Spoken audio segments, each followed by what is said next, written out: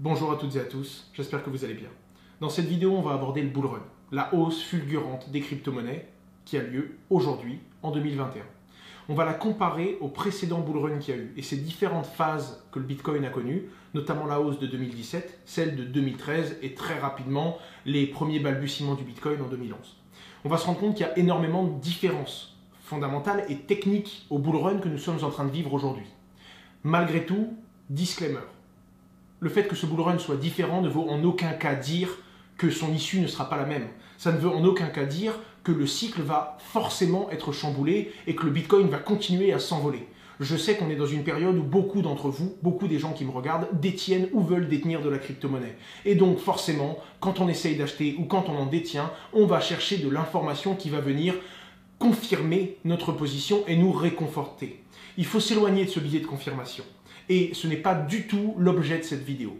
Évidemment, ce bull run est différent et je pense qu'analyser et travailler ces différences peut nous permettre de concentrer notre attention sur des actualités et sur des faits qui vont pouvoir nous permettre d'avoir un coup d'avance sur les autres personnes qui achètent et qui vendent sur ce marché.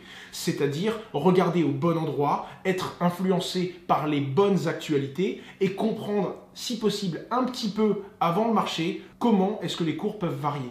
Mais ça ne veut en aucun cas dire que ces différences font que le Bitcoin continuera à s'envoler éternellement. Et tôt ou tard, quoi qu'il arrive, quand il y a une hausse trop fulgurante, il y a un retour à la normale, il y a des prises de bénéfices, il y a des êtres humains qui vont vendre parce qu'ils ont fait suffisamment d'argent, entre guillemets, et à ce moment-là, les cours reviendront à la normale.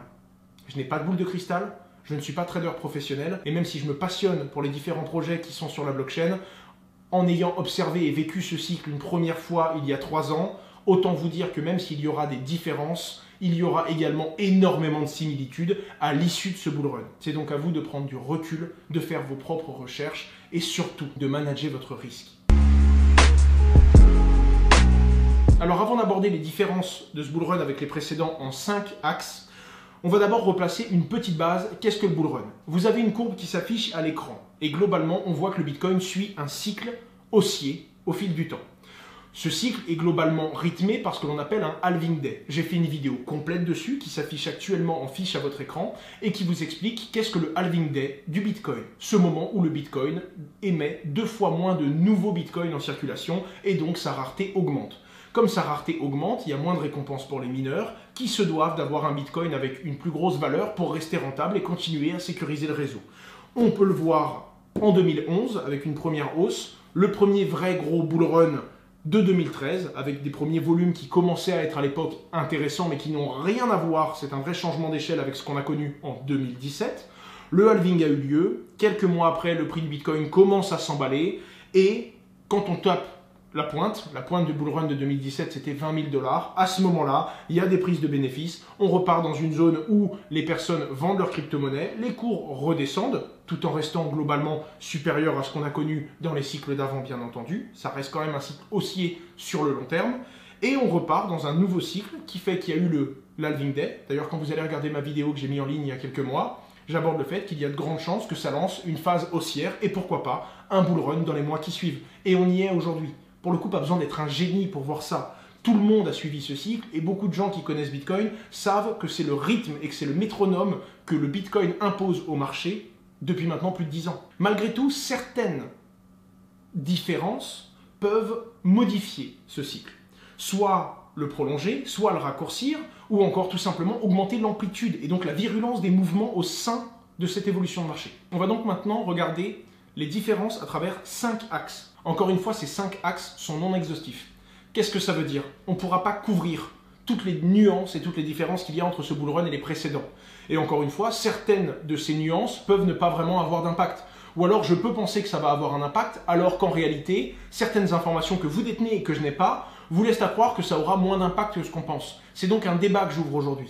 Peut-être que j'ai 5 axes et que vous en avez 6 ou 7, ou que dans ceux que vous avez en tête là, maintenant, pendant que je vous énonce le concept de cette vidéo, vous ne les retrouverez pas et vous allez peut-être me dire en commentaire, il y a également ça qui est totalement différent. D'un point de vue mathématique, d'un point de vue technique, fondamental, il y a plein de choses qu'on pourrait aborder. L'objectif est vraiment de faire un lieu et d'avoir une discussion qui permette de construire. Et cette vidéo en est la base, mais j'espère vraiment que vous allez pouvoir interagir compléter et corriger certaines de mes informations si elles ne sont pas correctes. À ce moment-là, je remonterai les commentaires pour que chaque auditeur qui regarde cette vidéo puisse aller se renseigner dans les commentaires et avoir encore plus d'informations que le sujet et donc la vidéo elle-même. La vraie question, c'est est-ce que ces modifications et ces différences entre le bull run d'aujourd'hui et les précédents ne font pas qu'un jour, le marché va évoluer et même s'il va continuer à suivre un certain cycle, ce cycle pourrait se déformer et prendre une autre forme? Eh bien, j'essaye d'y répondre et je vous donne mon avis en fin de vidéo. On commence donc par la première grosse nuance, cette crise sanitaire. Deux gros points. Premièrement, l'environnement économique et financier. Et deuxièmement, politique. Alors, l'environnement économique et financier. Ce qu'il faut comprendre, c'est qu'on a mis le système financier dans une situation particulière. Globalement, les banques centrales impriment à foison pour créer de la liquidité et pour essayer de relancer l'économie, notamment avec les plans de relance, mais également le fait qu'il y a les intérêts qui baissent. En réalité, il faut comprendre que l'impression et la génération de nouveaux flux financiers, mais également la gestion des taux, sont deux des curseurs, deux des ingrédients que les banques centrales ont pour essayer de maintenir et de stabiliser la finance. Et sur le court terme, on est d'accord, ça marche plutôt bien. En injectant de la liquidité, ça crée de la demande sur certains produits qui vont donc faire vivre l'économie, qui vont donc générer des résultats un peu moins catastrophiques que ce que le Covid aurait voulu en fermant totalement tout partout. Et à ce moment-là, ça affecte moins la finance. C'est ce qui fait qu'on a globalement un système financier, notamment la bourse, qui se porte plutôt bien par rapport à la réalité économique qui est plutôt inquiétante. Alors je ne suis pas là pour dire que c'est bien ou que c'est pas bien. Encore une fois, on ne sait pas sur le long terme quelles seront réellement les conséquences. Ça créera probablement de l'inflation, parce que baisser les taux d'intérêt, ça fait que tout le monde emprunte, parce que l'argent est dit presque gratuit en quelque sorte, et d'un autre côté imprimer puis faire des airdrops et donner aux citoyens de l'argent toute la journée, eh bien évidemment sur le très court terme ça relance l'économie et ça a des effets positifs, mais sur le long terme c'est pas vraiment quantifiable. C'est-à-dire que les fameux chimistes, les banquiers centraux, savent ce que ça va faire sur du court terme, mais sur le long terme on ne maîtrise pas et on ne peut pas maîtriser parfaitement les conséquences des décisions qui sont prises aujourd'hui. Alors le but n'est pas de dire que ça va être catastrophique, le but c'est de se dire quelles questions ça amène. Eh bien ça amène plusieurs questions. Déjà, il y a des liquidités qui sont distribuées, et donc il y a des gens qui ont de l'argent et qui se disent « Oh, où mettre cet argent ?» Certains la dépensent, ça relance la machine, mais d'autres l'investissent.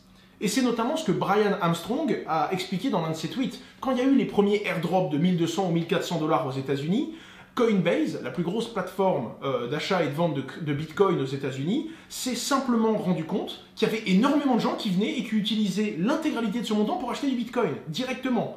Donc on se rend compte que Bitcoin cannibalise une partie de ce surplus financier. Et ça montre également un changement d'état d'esprit pour les gens, qui jusqu'à présent ne se posaient pas la question de se dire « Où mettre mon argent ?» Quand quelqu'un commence à se dire « Bon, j'ai de l'argent sur mon compte en banque, mais il faut que je diversifie mes finances parce qu'il faut que je fasse confiance à plus de modèles que seulement celui que j'ai connu depuis toujours », eh bien on se rend compte que la mentalité évolue. Et quand on a quelqu'un qui se voit airdropper de l'argent par le gouvernement, qui prend cet argent et qui le met sur Bitcoin, ça veut dire beaucoup sur l'évolution du système qu'on connaît aujourd'hui. À côté de ça, il y a Joe Biden qui vient de valider un nouveau plan de relance de 1900 milliards aux États-Unis. Autant vous dire que ça va faire un airdrop de 1400 $ à tout le monde aux États-Unis et qu'il risque d'y avoir encore une vague d'achat sur Bitcoin, pouvant potentiellement pousser le bull run vers cette dernière phase ou vers un ou deux derniers pics, emmenant le Bitcoin beaucoup plus haut, avant, pourquoi pas, de rejoindre le cycle habituel et de voir Bitcoin reperdre de la valeur sur le moyen long terme. Bref, le truc qui est intéressant, c'est que c'est pas simplement un afflux de capitaux vers Bitcoin, c'est un afflux de capitaux qui viennent d'une réflexion et de personnes qui s'intéressent donc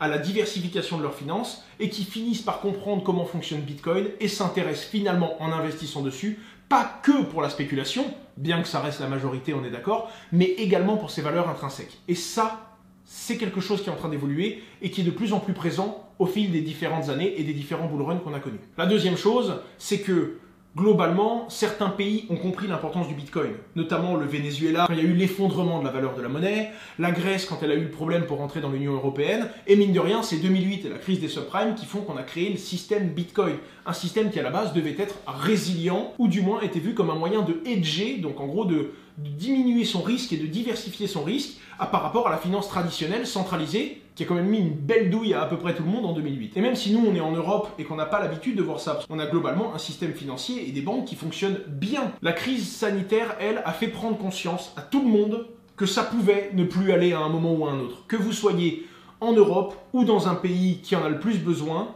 maintenant tout le monde en a pris conscience. Le deuxième gros point, c'est la politique.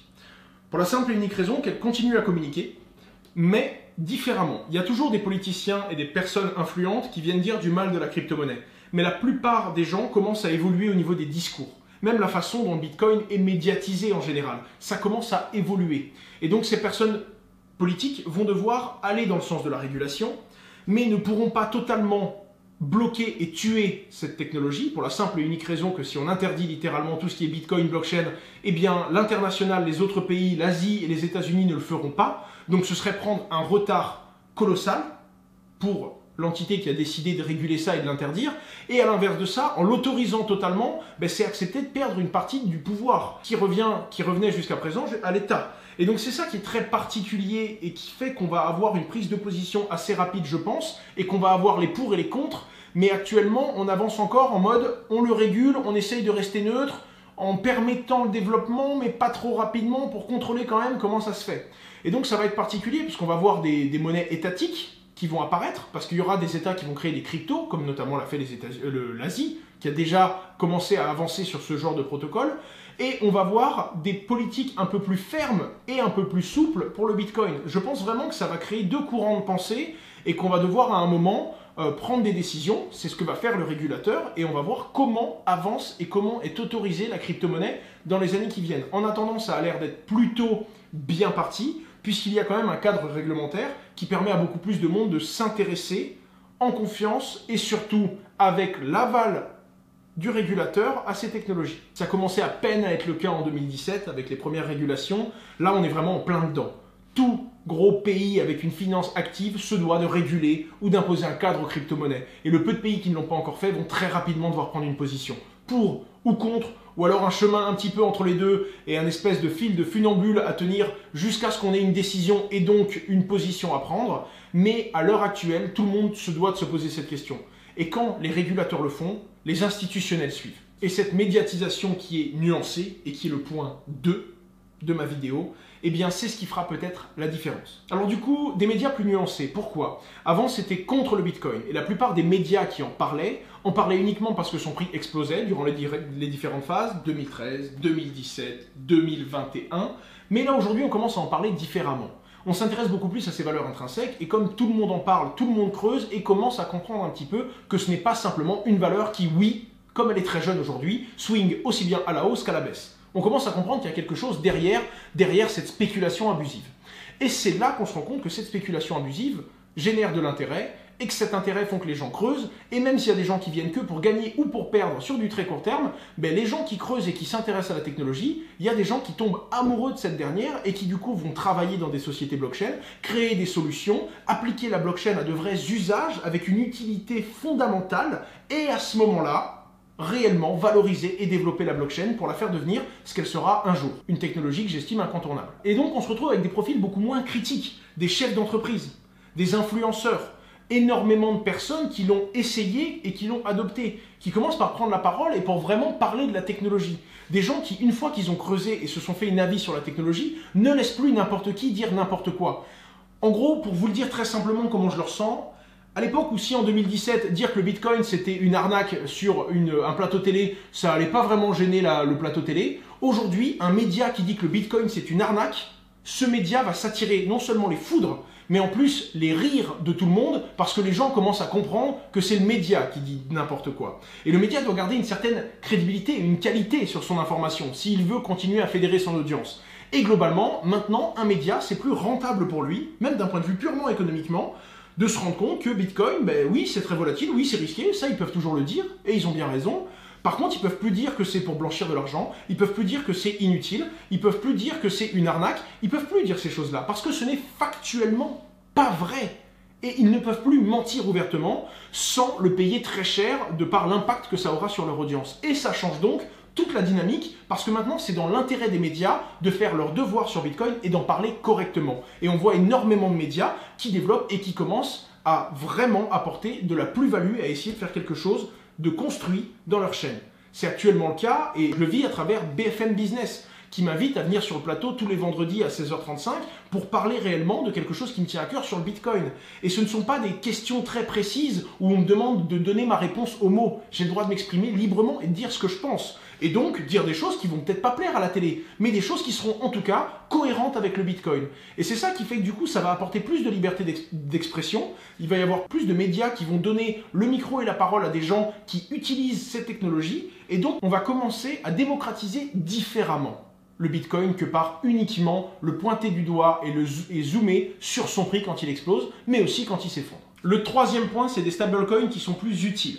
Alors, c'est un point que j'ai hésité à mettre, parce que pour moi, c'est un changement complet, c'est vraiment un très gros changement, mais ça accélère juste dans la prise ou dans la perte de valeur du Bitcoin. Globalement, c'était nécessaire au développement technique de cet écosystème, mais je ne suis pas sûr que sur du très court terme, ça change quoi que ce soit à la valeur du Bitcoin et à son cycle.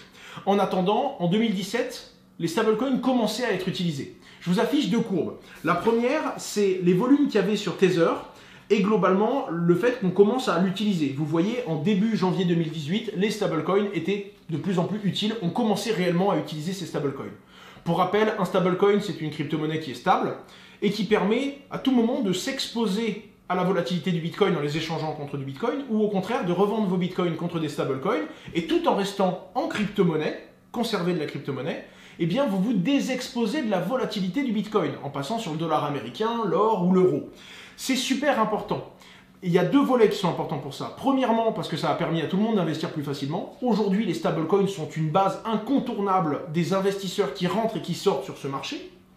Mais ce sont également des outils qui ont permis à certains fonds de s'intéresser au Bitcoin. S'ils devaient passer à tout prix d'euros ou de dollars vers Bitcoin, il y a énormément d'institutionnels qui ne prendraient pas le risque. Parce qu'il y a des frais, parce qu'on doit passer par sa banque peut ne pas comprendre ce qu'on fait et bloquer notre compte, il y a trop de risques. Alors que là, on peut changer du Bitcoin en crypto-monnaie stable, du stablecoin repasser en Bitcoin sans souci rapidement sur une plateforme d'échange. Ça change donc les outils et l'agilité des investisseurs, rendant l'activité d'investissement, et là on est d'accord, on parle de spéculation, beaucoup plus facile. Mais ce n'est pas tout, et on ne le voit pas. La finance décentralisée existe depuis 2017. Mais mine de rien, c'est pas depuis 2017 que la DeFi explose. La blockchain Ether était là, les smart contracts aussi. On avait tous les outils à disposition. Pourtant, la DeFi a explosé qu'en 2020, 2021, pour plein de raisons. L'une de ces raisons vient également des stablecoins. La plupart des systèmes de finance décentralisés se doivent d'être collatéralisés. C'est-à-dire que pour avoir une action Tesla sur la blockchain, une action Tesla synthétique, et se dire ce truc vaut vraiment 700 $, bien, faut qu'on soit bien sûr que ce soit pas du vent. Faut qu'on soit bien sûr que derrière, quelque part, la blockchain a bloqué l'équivalent de ces 700 $, et donc que quand on a l'action dans la main, on a vraiment une valeur. Eh bien, les stablecoins servent énormément à ça. La collatéralisation d'un réseau a permis, en quelque sorte, pour faire très simple, c'était une pièce indispensable et une pièce maîtresse au fonctionnement de différents écosystèmes décentralisés, notamment leur stabilité. Et puis à l'époque, on n'avait que Tether. Maintenant, on a des coins beaucoup plus décentralisés. Déjà, on en a plein qui sont centralisés mais qui sont bien régulés, comme l'USDC de Coinbase, le BUSD de Binance. Mais il y a également le DAI. Le DAI, c'est un stablecoin qui, pour chaque coin en circulation, va bloquer bien plus qu'un dollar en crypto-monnaie. Et donc, on sait que c'est totalement décentralisé. Quelqu'un ne peut pas geler votre adresse. Et donc, tous ces outils-là donnent vraiment, non seulement aux spéculateurs, mais également aux créateurs qui créent des solutions et des usages sur la blockchain et sur la finance décentralisée, de vraies bases solides sur lesquelles ils peuvent construire et sur lesquelles ils peuvent investir, vous l'avez compris, il y a les deux volets. Je vous montre maintenant à l'écran les volumes de Tether aujourd'hui, ça n'a aucun rapport, on parle que de Tether en plus, mais on se rend compte que le stablecoin devient littéralement incontournable dans la gestion d'un wallet crypto. Et c'est ça qui est très important, car ça permet également à des gens d'investir dans le monde de la blockchain sans prendre le risque de la volatilité, c'est-à-dire venir générer du profit grâce à la finance décentralisée par exemple, mais un profit technique, un profit qui ne vient pas simplement de la pure spéculation et de la valorisation du cryptoactif, mais également l'usage de la blockchain, les lending, le borrowing, et vraiment réussir à générer du profit de par l'application d'un protocole blockchain. Et plus simplement, j'ai acheté, j'attends que ça monte, et si ça monte pas, ben je revends. Et c'est ça qui change également la nature. Certains investisseurs commencent à comprendre que la blockchain n'est pas que cet outil spéculatif. Et la blockchain a réussi à les intéresser comment ? Ben en leur proposant des rendements sur des produits de différentes natures, finalement. On garde, mine de rien, les mêmes leitmotivs. Le point numéro 4, qui est sûrement la plus grosse différence avec 2017. En partie facilité par les stablecoins également, mais surtout la régulation. L'arrivée des institutionnels. On a des grosses structures qui commencent à se positionner dessus. Déjà, tous les géants, Amazon, Facebook, PayPal, ils ont fait comprendre qu'ils étaient intéressés par la technologie. Ils l'ont dit, clairement. Ensuite, il y a un intérêt aussi bien spéculatif et financier qu'un intérêt technique. Encore une fois, le deuxième volet s'ouvre alors qu'en 2017, c'était que de la spéculation. Déjà, le fait que comme c'est régulé, et comme maintenant il y a un cadre légal et qu'il y a en plus des stablecoins qui permettent de faire ça proprement, il y a des fonds et des institutionnels qui investissent sur les crypto-monnaies. Et donc ça commence à ouvrir, mine de rien, une petite porte de la finance traditionnelle qui représente des milliards et des milliards à ce petit monde de la crypto-monnaie qui commence seulement à avoir une taille qui n'est plus non significative. Donc ça va permettre à des gros investisseurs de mettre de l'argent sur Bitcoin là où à l'époque ils ne pouvaient même pas légalement. Et puis c'est un effet domino. On a par exemple MicroStrategy qui investit, donc une grosse société américaine, qui investit sur Bitcoin énormément. Et en parallèle de ça, quelques mois après, on sait que c'est la décision du CEO de cette société, Michael Saylor, qui a donné envie à Elon Musk d'investir avec la trésor de Tesla et qui a investi avec la trésor de Tesla sur Bitcoin. Et donc ça a donné cette idée à tout plein d'Américains. On sait très bien que ce genre d'entrepreneurs, ce sont également des influenceurs et qu'ils donnent la tendance et le tempo dans certains points de l'économie et de la finance en général. Et donc ça va forcément donner des idées. On a des sociétés qui font du tout au tout, qui ne sont pas simplement pour Bitcoin aujourd'hui, mais qui sont pour Bitcoin aujourd'hui et qui étaient contre hier. C'est un mouvement notamment plus fort.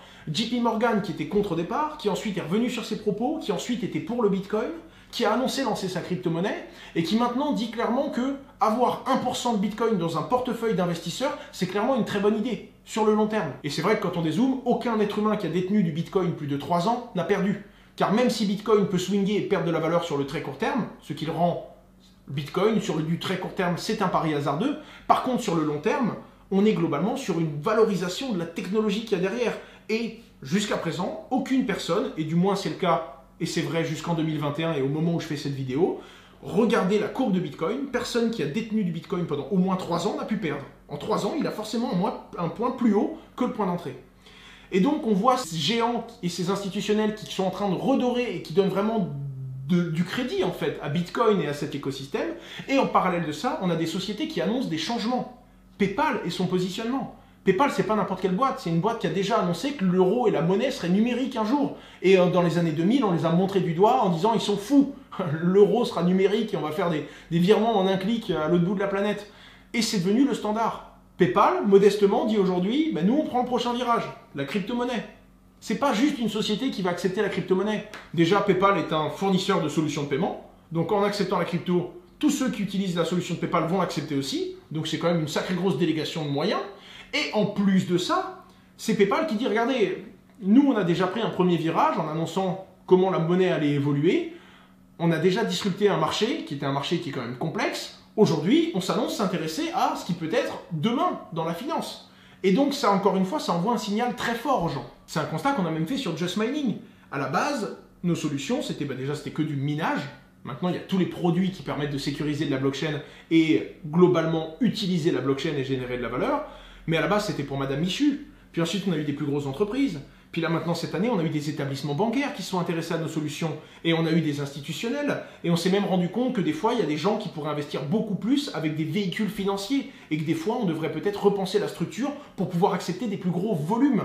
Parce qu'on se rend compte que la nature de nos clients est en train d'évoluer. En réalité, nos clients sont toujours les mêmes et ils sont toujours là. C'est juste qu'il y a des nouvelles typologie de clients qui n'étaient pas présentes jusqu'alors, qui maintenant, de par la maturité de ce marché, s'y intéressent. Et ça, c'est une tendance, mine de rien, qui se dégage de ce marché. Et tout ça, c'est devenu possible de par l'évolution et la régulation de cet écosystème. Bien que dans certains cas et un certain angle, ce soit vraiment difficile d'évoluer dans un écosystème qui se régule avec autant de rigueur, et je sais de quoi je parle, en attendant, il faut être capable quand même de le dire, ça apporte un certain cadre. Et c'était mine de rien nécessaire. Aussi strict ou non, ça c'est une autre question, et c'est un débat, mais globalement la régulation était nécessaire pour cadrer un écosystème et pour apporter de la confiance à monsieur tout le monde et à un vrai usage mainstream de cette technologie. Et avant, il y a certains fonds qui n'étaient même pas capables, des fonds d'investissement doivent pouvoir être audités. En gros, si un fonds dit j'ai tant d'argent, eh bien un auditeur externe doit venir confirmer qu'il a vraiment ce qu'il prétend avoir. Il ne peut pas simplement dire « on attend, je vous le promets ». on doit l'auditer. De la même façon, si un gérant volait de l'argent dans sa société, elle doit pouvoir se faire auditer. Tout comme Just Mining et nos sociétés qui détiennent de la crypto-monnaie devront avoir des audits externes. On a déjà aujourd'hui des comptables qui vérifient ce qu'on fait, mais également des commissaires aux comptes qui vérifient le travail des comptables. Et on devra à un moment avoir un auditeur externe, et ce sera le cas dès qu'on sera régulé. Assez régulièrement, des gens doivent venir et constater le fait que on dit bien avoir ce que l'on a, ni plus ni moins, et qu'on ne sait pas tirer avec la caisse, par exemple. Mais à l'époque, les outils n'étaient même pas en place en 2017. Et aujourd'hui, en 2021, des sociétés comme Gemini, des sociétés comme Coinbase ou encore BitGo ont créé la plomberie et les tuyaux nécessaires qui vont permettre aux institutionnels d'investir, mais également d'être auditables et donc de pouvoir faire ça légalement en respectant ce qu'imposent les régulateurs. Et ça, c'est d'autant plus important car ça a tout simplement préparé le terrain et apporté la structure nécessaire à ce que d'autres typologies d'investisseurs se penchent sur le Bitcoin. Et je terminerai avec un 5e point qui pour moi était déjà présent à tous les autres bullruns, mais qui ne fait que s'amplifier naturellement parce qu'il fallait que jeunesse se fasse. Des projets de qualité. Mine de rien, le cycle se répète et on le voit dans beaucoup de nouvelles technologies. Au début, on comprend que c'est incroyable, on peut faire le zoom sur Internet. Du coup, les premières personnes qui s'y intéressent, eh bien, ce sont les investisseurs. Tout le monde investit beaucoup d'argent dans la technologie en disant que dans 30 ans, 50 ans, elle changera le monde. Ça gonfle d'un coup le marché.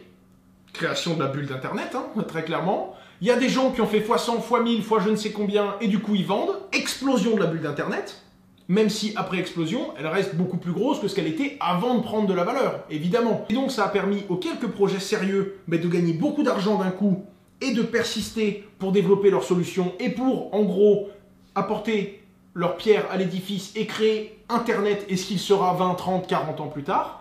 Et il y a certains projets qui étaient là juste pour la hype. Tout le monde parle d'Internet, alors on a dit qu'on allait faire un site Internet. Et quand la bulle éclate, d'un coup on n'a plus rien, on n'a plus d'argent. Et comme en réalité on n'avait pas vraiment d'idée, eh bien on meurt et on abandonne en quittant le bateau.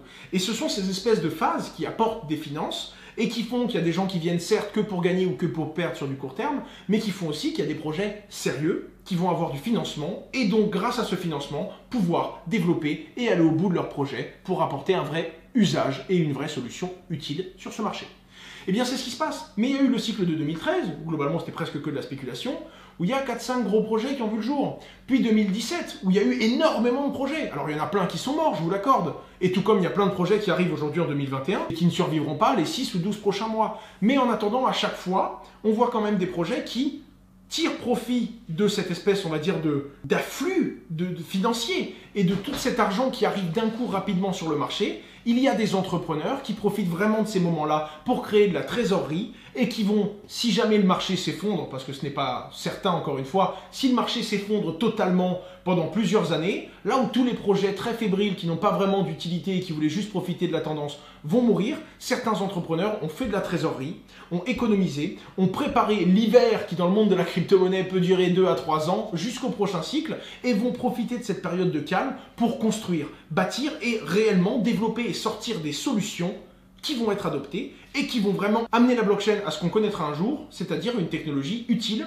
qui va implémenter, compléter et permettre d'évoluer, voire révolutionner plein d'outils qu'on utilise déjà aujourd'hui mais qui ne sont pas assez performants et améliorer réellement les solutions technologiques blockchain sur lesquelles on se base et qu'on utilise tous les jours. Et donc dans ce bull run, il y a beaucoup plus de projets sérieux et beaucoup plus de projets ambitieux qui se développent. Et même si ce cycle fait que on risque bien d'avoir un Bitcoin qui à un moment perd de la valeur et des gens qui prennent simplement leurs bénéfices pour partir et s'intéresser à autre chose, on a d'autant plus de personnes qui sont présents et qui resteront présents pour développer les vrais usages et la vraie valeur intrinsèque en appliquant la blockchain à des solutions concrètes. Je vous affiche une petite courbe à l'écran. C'est la courbe que j'aime bien regarder, quel que soit le bull run, que ça monte, que ça descende, que ça s'effondre ou que ça réexplose.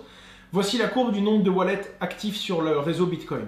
Il y a peut-être des fake comptes, il y a peut-être des exchanges qui en ont plein, je vous l'accorde. Mais globalement, s'il y a une seule courbe qui ne fait que monter et sur laquelle on ne peut pas voir les différents bull runs, eh bien c'est le nombre de personnes qui ont des wallets et le nombre de personnes qui utilisent la crypto-monnaie. C'est la seule courbe qui est croissante constamment, plus ou moins rapidement. Il y a des rythmes qui s'accélèrent ou qui freinent, mais c'est la seule courbe qui ne recule jamais, ou du moins qui n'a encore jamais reculé dans l'usage de la blockchain. Il y a de plus en plus de personnes comme vous et moi qui s'intéressent et qui pratiquent, qui utilisent, qui échangent, qui vendent, qui envoient, qui reçoivent et qui comprennent finalement, jour après jour, un peu plus cette technologie. Vous couplez à ça le fait qu'il y a plus de sources d'informations dans à peu près toutes les langues qui permettent de se former et de comprendre, rendant ou du moins donnant la possibilité d'être autonome à la personne qui veut se renseigner. Ce qui n'était pas toujours le cas, ça l'était déjà pas mal en 2017, ça devenait très compliqué en 2013 de vraiment bien se renseigner sur Bitcoin. Si vous étiez francophone et que vous lisiez pas l'anglais, vous alliez passer des sales nuits par exemple. Ma conclusion sur tout ça, alors encore une fois, je suis pas devin, là globalement, les gens s'accordent à dire que le Bitcoin va aller taper encore une valeur supérieure et va aller toucher un nouvel ATH, encore une fois. Il est autour des 50-53 000 $, certains disent qu'il peut monter à 75, 100 000, certains des plus optimistes le donnent à 200 ou 300 000 $, je suis incapable de vous dire si c'est le cas.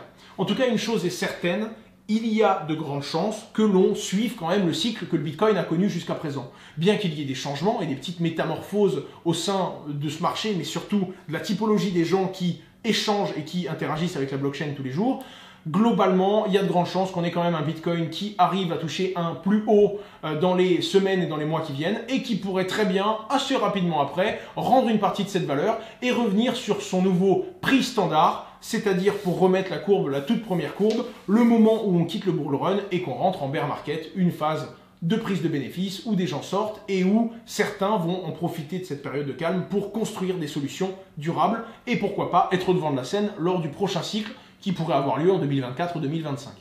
Mais c'est également possible que les évolutions qu'il y a à l'heure actuelle sur le marché changent un petit peu ce cycle.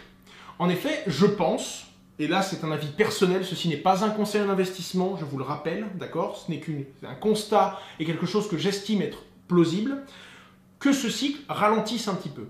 C'est-à-dire qu'à un moment, je pense que c'est les amplitudes qui vont se calmer. Là où le Bitcoin pouvait très bien en 2017 et où il est parti de 1200 $ pour aller taper les 20 000 et a fait x20, je ne pense pas que sur ce bull run là, on peut avoir un Bitcoin qui fait x20 et qui part de 20 000 $ pour aller toucher les 400 000. Je pense que l'amplitude va petit à petit diminuer. Donc pas le fait que le Bitcoin puisse prendre beaucoup de valeur, mais le fait qu'il ne pourra pas tous les 5 ans faire x20, ce serait beaucoup trop simple et naturellement. Plus le marché est gros, plus il y a du volume, et donc plus il faut un afflux massif de capitaux pour réellement avoir un mouvement de grosse amplitude. Donc petit à petit, le marché devrait, même s'il continue à respecter ses cycles, et c'est globalement ce qu'on voit, si on tire une continuité de ce modèle, eh bien on se rend compte que l'exponentialité de la prise de valeur du Bitcoin va se calmer et devrait un jour arriver sur un marché beaucoup plus calme où les mouvements seront moins amples. Et donc on pourrait imaginer qu'en sortie de ce bull run, s'il y a énormément d'institutionnels qui ont pris des positions et qui les conservent, eh bien, on pourrait avoir un Bitcoin qui rend une partie de la valeur qu'il a eue pendant son top, et le top qui va aller toucher cette année, mais peut-être moins que d'habitude, et il va peut-être conserver une valeur plus haute que ce qu'on pourrait penser. Ça ne veut pas dire qu'il ne descendra pas plus bas que la valeur d'aujourd'hui, ça dépendra évidemment du top qu'il aura été touché, si il va le toucher, parce qu'on n'est pas à l'abri non plus d'une prise de panique ou d'un black swan qui fait que d'un coup le marché a peur et d'un coup les gens effraient, ou d'un état qui se dirait bon ben en fait pour la régulation on se rend compte qu'on va perdre le contrôle de nos monnaies, on a vraiment peur de ce que ça peut donner, alors on veut interdire directement le Bitcoin. Si on a, pour je ne sais quelle raison, et je pense que ça créerait des polémiques et que ce serait même pas possible en réalité, après les pas qu'ils ont fait dans le bon sens jusqu'à maintenant, si on a les États-Unis d'Amérique qui interdit le Bitcoin et qui condamne toute détention de Bitcoin, quoi qu'il arrive, il y aura de la panique, quoi qu'il arrive, il y aura de la vente, et on pourrait très bien se sortir de ce bull run et de ce petit rêve qui nous porte durant les dernières semaines. Donc, toujours garder en tête qu'un Black Swan peut arriver. Et puis pour ceux qui se disent que ce sont des choses qui sont vraiment très peu probables, c'est vrai, mais tout comme le Covid-19, hein, quand ça nous est tombé dessus, très peu de gens l'ont vu venir. Et on l'a vu dans le comportement des gens, dans les émeutes qu'il y a eu dans les grandes surfaces, et des gens qui se battent pour avoir des piles de papier cul chez eux, que très clairement, des êtres humains ont été confrontés à une problématique, et ont dû laisser parler leurs sentiments et prendre des décisions alors qu'ils n'étaient pas du tout prêts à ce genre de situation. Encore une fois, je pense qu'on peut maintenant toujours considérer le Black Swan dans une équation. Encore une fois, et c'est là ce que je vais attendre et ce que je vais très clairement constater, je pense qu'en fonction du top que le Bitcoin pourrait aller toucher, on va avoir une situation assez particulière et pourquoi pas un bear market plus souple, plus doux, qui ressemblera plus à un automne qu'à un hiver. Et évidemment, c'est aussi quelque chose qui me ferait très plaisir et quelque chose que je souhaite personnellement. Et il faut être capable de se détacher, de se dire, bon, c'est ce qui m'arrangerait bien que le bear market soit moins rude que le dernier. Mais en réalité, est-ce que ce sera le cas? Et est-ce que je ne suis pas en train d'essayer simplement de me convaincre? Et donc, prendre toutes les précautions pour se dire que peut-être qu'il sera tout aussi rude, parce que peut-être que pour la première fois, on a des institutionnels qui vont vendre en panique et qu'on va avoir les mêmes mouvements de vente que les particuliers de 2017, ou au contraire, que ces institutionnels sont plus formés et plus éduqués à la finance et paniqueront beaucoup moins et donc tiendront les positions en créant des supports sur lesquels le Bitcoin pourra rebondir plus doucement s'il décide de rendre une partie de la valeur qu'il a accumulée durant cette hausse fulgurante de début 2021. Votre avis m'intéresse énormément. Qu'est-ce que vous pensez? Quelles modifications pourraient être apportées par ce cycle de par l'afflux massif de nouvelles typologies d'investisseurs et toujours plus de flux financiers? Qu'est-ce que la création de ces nouveaux usages vont pouvoir apporter au cours? Parce que pour le coup, quand on s'intéresse au bull run, on s'intéresse purement au cours des crypto-monnaies. Qu'est-ce que ça va apporter? Et quelles sont les solutions vraiment innovantes qui vont réussir à naître grâce à ces flux massifs qui sont en train d'être absorbés par le marché des crypto-monnaies? C'est la bonne question. Quoi qu'il en soit, on ne peut qu'observer, mais c'est vrai que quand on prend le temps de comparer et de comprendre toutes les nuances qu'il y a entre le précédent bull run et celui d'aujourd'hui, ça donne un intérêt sur certaines actualités qui peuvent nous donner un coup d'avance. Je pense réellement que si on a Twitter, Tesla, Amazon ou un autre géant qui annonce aujourd'hui mettre X% de sa trésorerie sur Bitcoin, ça peut créer un nouveau mouvement qui, en plus de la crise sanitaire qui a permis aux gens de s'intéresser à ces solutions, et qui, en plus du bull run traditionnel qui vient du cycle du Bitcoin, des plans de relance des gouvernements qui peuvent attirer des capitaux, et pourquoi pas d'autres grosses sociétés qui annoncent avoir investi sur Bitcoin, créer d'un coup un mouvement d'une amplitude folle, comme le Bitcoin n'a jamais connu, pour aller très très haut, et à ce moment-là, même si c'est un marché un peu plus mûr qu'il y a 3 ans, on pourrait avoir, s'il y a un mouvement à la hausse d'une amplitude folle, eh bien un mouvement d'une amplitude folle à la baisse, tout simplement et naturellement pour venir corriger cette hausse fulgurante. Quoi qu'il en soit, plus cette pointe est haute, plus le Bitcoin peut pousser et peut aller très très haut, plus naturellement il va pouvoir se confronter à différents supports pour venir calmer sa chute et pourquoi pas se stabiliser à un prix correct. En tout cas pour ceux qui étaient là en 2017 et pour ceux qui ont connu le Bitcoin à 7-8 000 $, comme c'était le cas il y a quelques mois. C'est une question plus de réflexion, je suis désolé de nuancer autant mes propos, j'ai l'impression que dès que je dis un peu trop d'arguments dans un sens, il faut que je compense, mais c'est super important parce que le but c'est pas de savoir si ça va monter ou si ça va descendre, on ne peut pas le prédire.